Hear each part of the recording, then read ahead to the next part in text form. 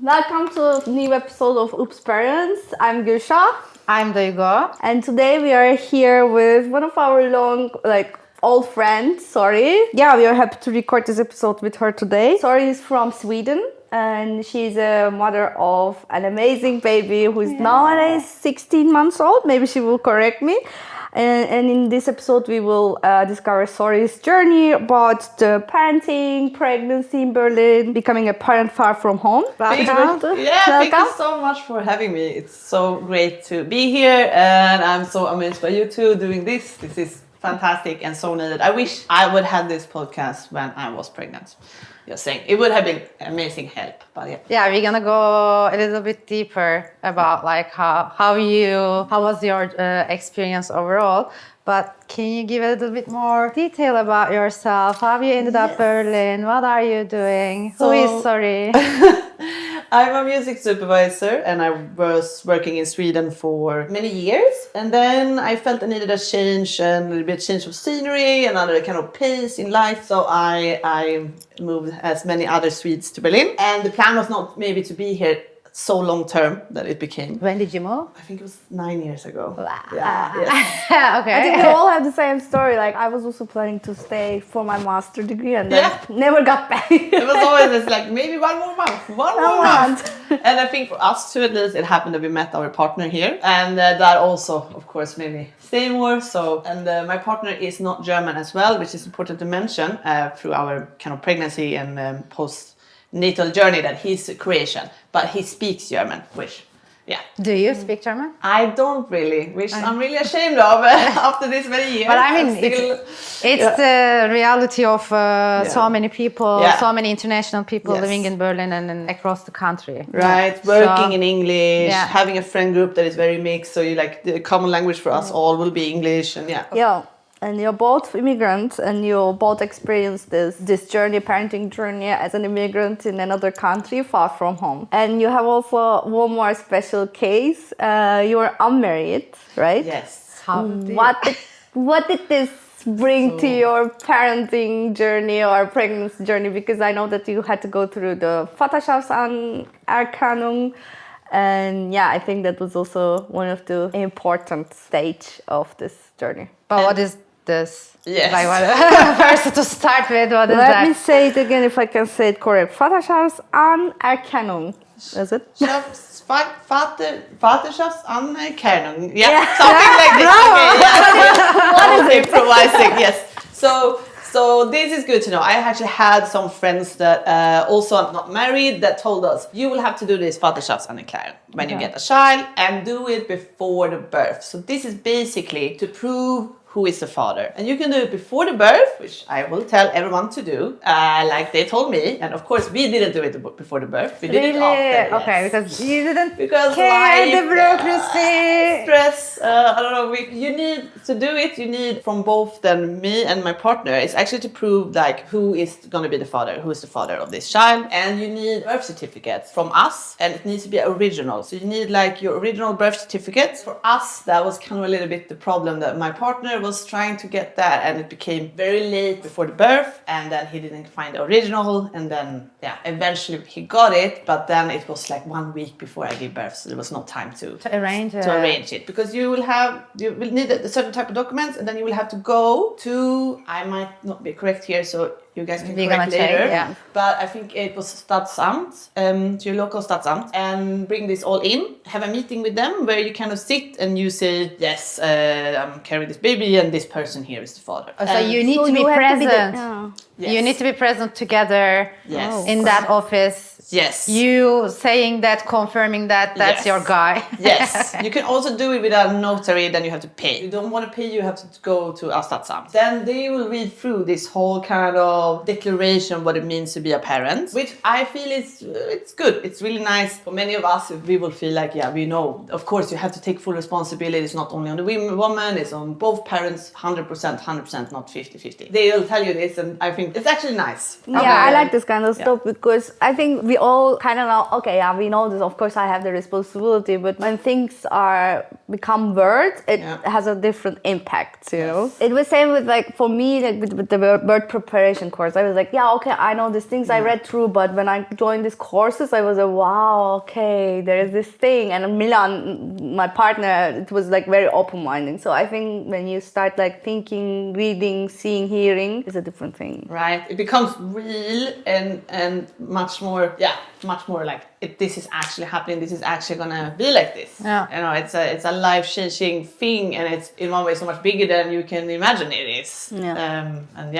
And one question, how did you get your birth certificates? Like, can't you get them from the embassy basically in Berlin? No, I as a Swede had to go through the Swedish tax office, and I asked them to send it. Then they sent it. They sent a copy of that. And Luka in Croatia, his parents maybe had it saved somewhere, so he had to. They sent it to him or something like this. But you have to. Did you have to translate them? If you don't have an English version, yes. Or like if you can't access that, if you only have a version in your language, yes, it needs to be translated, and then I think it needs to be translated through a foreign, like official translation. Yeah.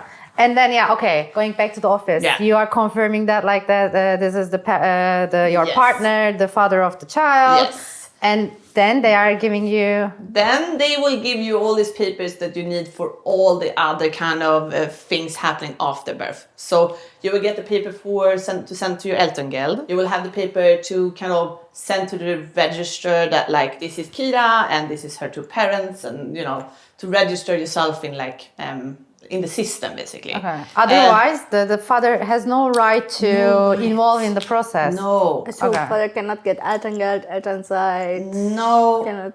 And I think by law you are required to register the father, because if there is a father, like I think they are required to be noticed to like be there. I'm not sure about this. We're gonna check that. Yeah. So if you are smart, you're doing this process before birth. If you are like us, you're doing it after birth, which means that you have a little baby, you're already exhausted. You can't get your Elterngeld or you can't get your Kindergeld either. You can't get anything of this because you still don't have the right documents. Because in the documents you have is only stating the mother. Even though you know the father is there during the birth, actually next to it doesn't matter. So then you will have to do everything basically twice, which is like really annoying in this state because you're so overwhelmed and you are dealing with so much paperwork anyways. You have to go to Jugendamt, I think 2 times, and you have to go fill out papers 2 times for the Kindergeld and things. So it's like a huge, more lengthy process. Yeah. And then like how did it take for you to complete the process like after the birth? Really long. How long? I think, so she was born in March, and I think we were done sometime in June or and I mean, I expected worse. I expected worse, but okay. During that time, like when you have an infant, it should be really exhausting to go through all this bureaucracy. And the thing is, when you don't have these papers, you won't get your parental geld. So during this month, you didn't get any money. No. And then it took them even longer because after that, those papers were there. It's even a longer process. Then they had to look at your case and stuff. So I think they only pay backwards like 3 months. They only pay Elterngeld from the time that you apply to 3 months backwards. So they like, let's say that Kira was born in March and you got the Elterngeld, let's apply on Elterngeld in June, and they will pay only up to 3 months retroactively. Okay, they do, no? 3 months only. Like if it was 8 months later you apply to Elterngeld, so you just they will only pay 3 months. If you can prove that like you send in the application on time, they didn't pay, let's say 5 months past, you will actually get for all those 5 months.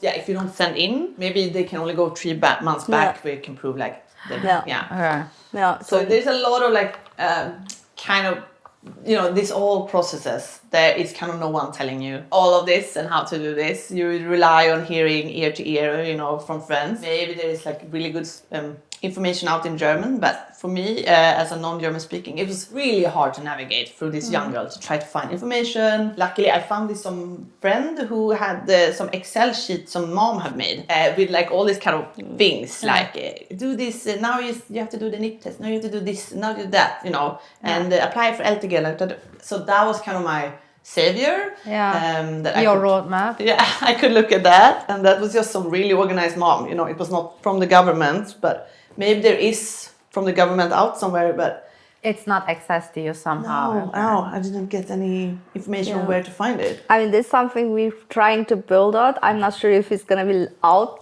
like when this episode goes live, but we would like to build a calendar for like 12 months, like starting from 0 pregnancy till like 6 months old the baby becomes, when you need to apply Elterngeld, when you need to find your gynecologist, starting with when you need to find a gynecologist, your midwife, your hospital registration, everything. Maybe it will be out full of see. Amazing. I was also wondering, like this, starting with this like parenting declaration. A declaration paper, like it's kind of like a total new system for you and for Luca as well. When you go back to the entire process, you both trying to understand the whole system, but also you are getting prepared for becoming a parent. Yes. While all this new two thing going hands in hands, what was the most challenging part during the pregnancy and postnatal within the system, especially? Like, what was the most challenging thing?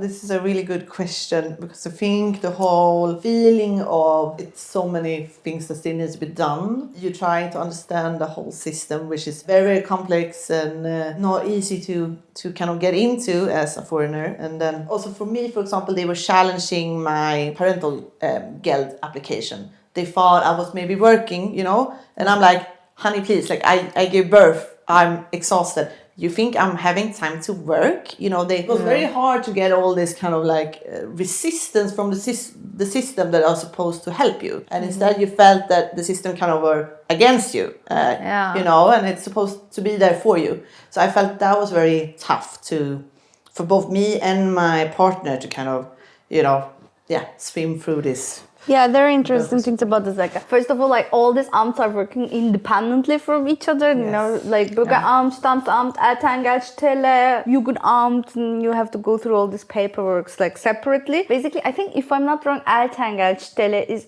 asking you to prove that you're human, basically asking your like identity. I'm like, you should have my identity already. Like I'm applying, like it's there, you know, like Bürgeramt information is there, but they're asking your identity. So it's like these amts are so independent from each other and they all work differently. So you have to constantly, I think, repeat your paperwork. Yes. And their only way of communication is mail, basically post. So like mail, not email. If you don't use post, then it's that's basically off, or fax maybe. Yeah.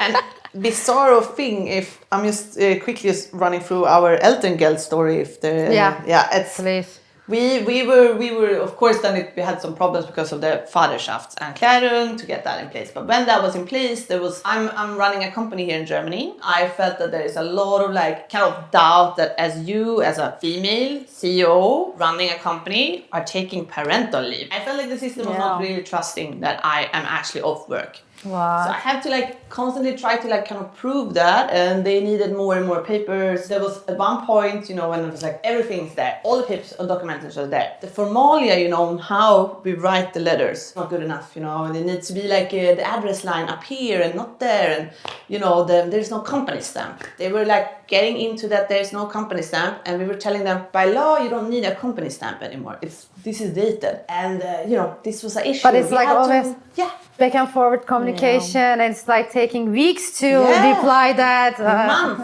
And the thing is, they didn't come back to us and say this is missing. Luca, my partner, had to call them. They have like, because they're handling all the cases, you know, with the alphabetically whatever. So they have like, we had 2 hours every Tuesday. That's the only time during the week we could call them. And then that was like calling them maybe 40 times within those 2 hours to try And to they're reach not them. replying? And they maybe not replying. If you don't reach them that time, you have to wait another full week. And then we call them and say, hey, why hasn't the money come?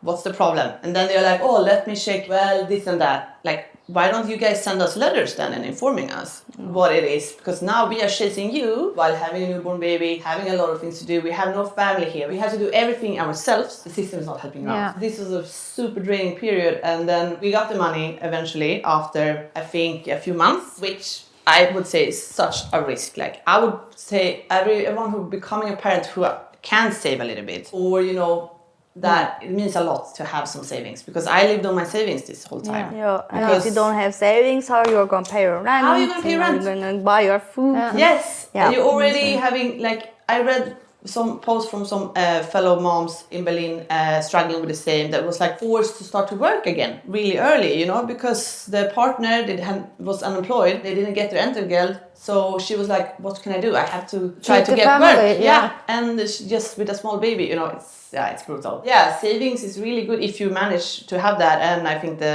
kind of feels very serious that this can be an issue that can be allowed to take so long time to get the money. And then when we got it, we got for 3 months, and then they stopped paying again because there was again some documents were not filled out, or they wanted more information, and then again we have to wait for 4, almost 5 months to get it again. So yeah, I burned through a lot of savings during this time, and it was very harsh. And in the end, I think both me and my partner, we were a little bit on the edge. You know, we were so burn out. exhausted. Yeah. Because we have to go to this mailbox to leave the papers. You know, so you get the papers, you fill them out, and you go to this little mailbox at this one spot in Neukölln where we live here, and leave the paper in that mailbox and hope for the best. And then you call them next week, and you go through this process. And the bizarre thing is that we called them in January, February. They were like, yeah, okay, everything is now in order, and we will pay it out soon, maybe in 2 weeks. 2 weeks go, no money. And we call again, then, you know, there is something new wrong. And like, but it was all okay before, but okay, something new is wrong. And then this process keep on continuing. And then they're like, we are so sorry, like, people are sick here. What? Are you joking? Sick. I have a newborn here. I live there. We have to pay rent, and there can't be an excuse that people are sick. You can't gambling with people's lives. Of course, people are sick in the winter. In every company, people are sick. This is should not affect the cases, you know. Yeah. And I was really like, that was shocking to me. Yeah. And how about Luca? I mean, he's also not from here, but at least, by the way, there was someone in the family speaking German. Can you imagine the entire process? None of you is speaking German, and you are trying to like have communication either on phone or post.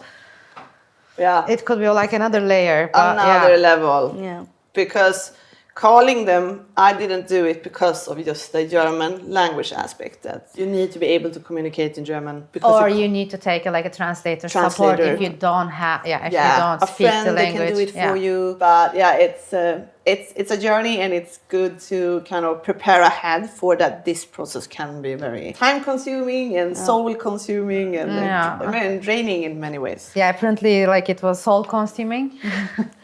But there were also some points that you felt supported by the system, by the people around. By German system. Yeah, by German system. To clarify, the German system has been so good, and it's amazing, and it's so fantastic. You have this long parental leave time here, which in many countries is not the case. One thing that was truly extraordinary, and I've been telling my friends in Sweden and so about it, and everyone has been amazed. It's the kind of the midwife support culture that exists here, that you have a midwife coming to you, following you throughout the journey, before the birth, and then postnatal as well. For me, my experience with the hospitals were also fantastic, and the amount of care you get, and you're allowed to stay in the hospital after the birth for 3 days or 4 if you want to. You give birth in Urban, right? Urban Vivantes. Yes. Oh. And they were fantastic. The midwives there, I mean, I can't give them enough praise. Yeah. So caring, and it was just feeling not like a kind of clinical hospital experience. It felt very warm and, caring and supportive. And in Sweden, for example, after birth, you've been sent home kind of immediately, because there's not enough space to kind of keep you on. If you have something that's urgent, medical, you will be staying on. But otherwise, you'll be sent home, while here they keep you on just to, check in on you. They do the first examinations on the baby there, and they take care of you, and they help you out with kind of breastfeeding, the midwife when they come to your place after the birth and help you out with like all the basics from bathing the baby to changing the diaper to the mom. It's also a lot of mom care, which is beautiful. They're there for you. And they're there to take care of you and make sure that you are healing well and that you feel comfortable and secure in what's happening. And that's beautiful. Yeah, that's what I liked also. Like, I was super worried about after birth, like how it's going to be. Am I going to be able to hold my baby? How I'm going to change diapers? I think I didn't change diapers for 3 months. Milan was changing diapers. And then he was teaching me.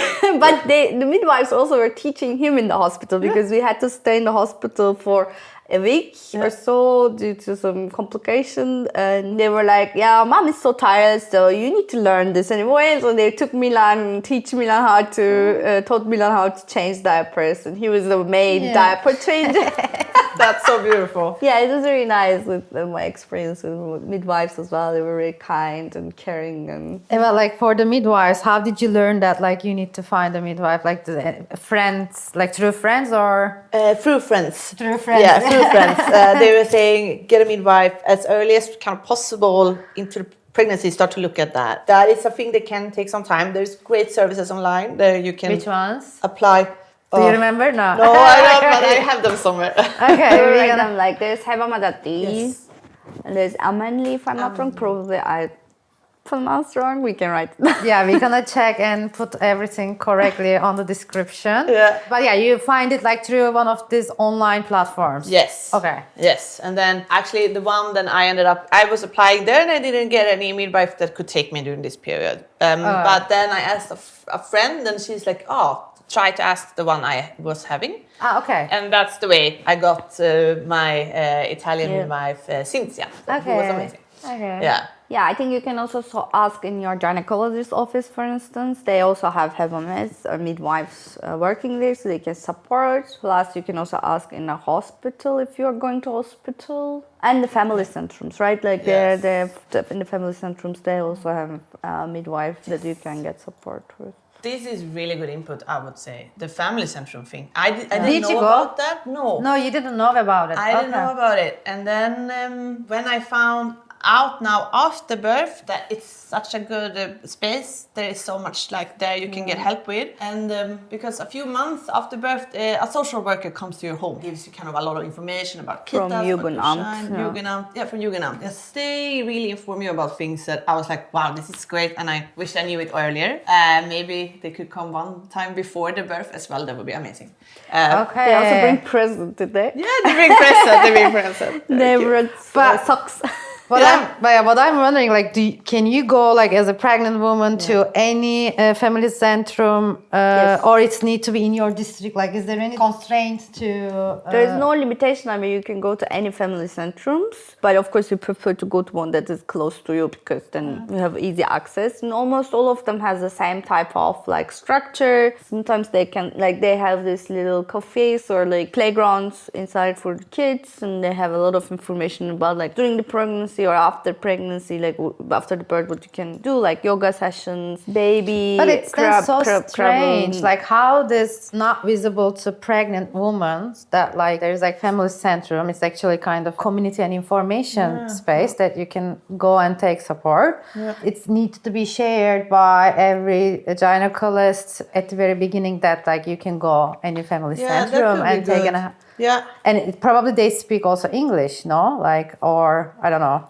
In any case, you can go and get a support with a translator, with a friend. Yes, or take part of their activities, or ask them for help with something and they can guide you further. I mean, they have a lot of stuff like baby massage days, first aid classes. Like they have also provide, and also from when they come from Jugendamt, actually they inform you about all these courses that you can get, and some of them like you can get free. But it's after the birth, right? Yeah. It's because Jugendamt is informing you, giving you ticket also for some of them that you can use. For instance, I really found first aid classes very helpful because I was super, anxious about what if they just Yeah, something happens, so I'm gonna Yeah. help. And then I don't know, there are baby music classes, but Yeah. there are these support systems, but it is very limited also. Like I couldn't find spots, for instance, for For some. almost any of them, like baby massage first days. Like you have to register maybe 6-7 months earlier, at least around Neukölln where I lived, and close family centers because there are like few of them around us, and it was very difficult to find a spot that you can go for baby massage day. Yeah, for that also you need to go early and register early. Everything here you Yes, need to do you need Early. You need to be very planned. Yeah, organized. How about like after the birth, like during the postnatal part and the raising the kid part, then the kita came, like Yeah. other stuff to in your life. Yeah, Kira is just started Kita, right? Just No, 2 started months, Kita. 1.5 months. 1.5, that's correct. And like this is completely our fault. We were a bit late with the Kitagutschein. So we got a Kitagutschein, which is this paper you need to fill in and then send to, I think it's Jugendamt or Bezirksamt, maybe it is. It's an amt. You send it to them and they will look at how many hours you work, both you and both them. And then they will say, okay, then you work this many hours, you will get this many hours that the kid can spend in Kita. So then you should do this in good time. And that's my recommendation. We didn't do it like so good time, so we didn't have the Gutschein ready when looking for a Kita. Many of them, the Kitas want to see it. They were like, oh, we can't take in Kita if we don't see how many hours she can spend here. If you don't have a Gutschein, you have to pay. Some Kita said that's kind of like a hefty amount of money. We found the one Kita that were like, okay, it's okay. You can start the process without the Gutschein and just try to hurry that process up and give it when it's ready. But what is the good time? Like when should it be done? Like in the first 6 months of the 3 months maybe before you want to start the Kita at least. I would say maybe to be safe because the handling period for the amt is around I think 8 weeks. Could be 6 to 8 weeks. You can send something that you can like do application that is like a bit more faster. There's 2 choices there. You can do the fast-tracked one, and then I think it's around 6 to 8 weeks. So, but it can take I longer. think Kitagutschein only is valid for a certain time. So like you can get it in the beginning, of course, like after the birth or something. But so you don't have to wait until you're gonna take the kid to Kita. Like you can it's just certain amount that's valid. You have to ask again. So Okay. then you go through the process again. So it's better when you get it closer to when your kid starts Kita. Maybe it's also worth to mention. So not in every state in Germany Kita is free. But in Berlin state, it is free. It's Berlin state's decision. That's why you have the Kitagutschein. If you don't have the Kitagutschein, you have to pay for the full Kita. amount. Yeah, and you still pay to Kita something small about food, or if they have like additional, I don't know, like music classes or something, like some additional activities. It is quite small amounts, like between, probably not for everyone, it's a small amount, but we were paying like 40 euro per month for food, music classes together.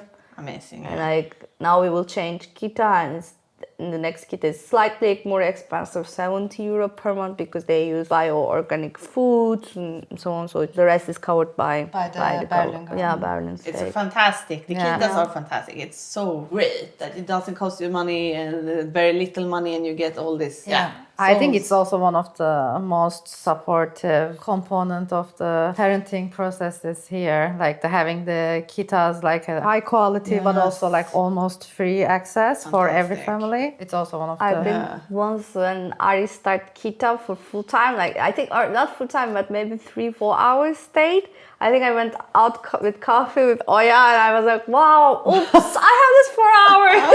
Incredible.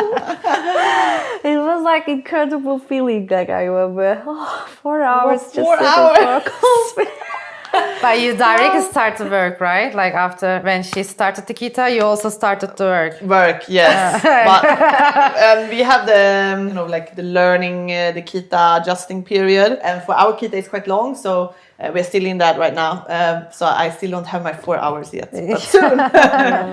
But my partner been on parental leave, so it's been good. He been doing it the whole in learning period. But fun. It's really Kitas are really good, and I think it's so much with the system here. Like also one thing I would say that you start to really appreciate when you have a child here.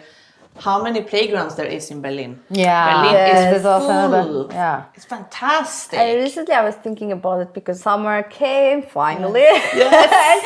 And we're also in playgrounds all the time. But not only playgrounds, also green areas. I think Berlin is one of the cities that you can just go somewhere and kids are playing. Like playgrounds are beautiful, also like, how to say, like made in a way that like kids can take risk and play with different stuff, and they're all like well organized and very special. But also like you can go to Tempelhof, you can go to Volksparks, and there's just so much green space that they can be themselves, they can try out and be in the nature. I think that's one of the special cities, I would say, gives a lot of space for kids. One thing maybe that is a bit unique with like Berlin is a city so full with people that are actually not like coming from Berlin originally, people who moved in here. So a lot of people are in the same situation with not having kind of your support system of your parents or family and so on. And it's been really beautiful to see how like friend groups and other parents kind of come to help you in this whole period. You have, you know, especially seeing how other fellow parents just kind of just relate so much, and it's just like, okay,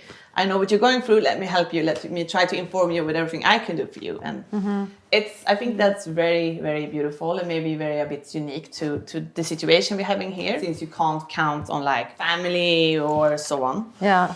Any close relatives around. But yeah, I was wondering, like, considering all this time, what would be the few things, very important recommendation based on your experience to the international mothers, like from the pregnancy to the postnatal process, what they should do to feel a little bit more relaxed, secure, safe here in Berlin? Okay, I would say take your time and of course try not to be overwhelmed by the systems. Try to take your time to, you know, read up, get friends, maybe befriend a German who can help you when it is not possible to get any information in English. Having someone, or, you know, like go to a family center, use them as a space where you can go and ask questions and get information, as well as trying to do the bureaucracy as early as you can, especially if you have to go through this Vaterschaftsanerkennung. Try to do that before the birth. Yeah, take your time. And there's also a lot of things the system will help you with, like I know that you maybe can get like massage, for example, through your Krankenkasse and stuff. So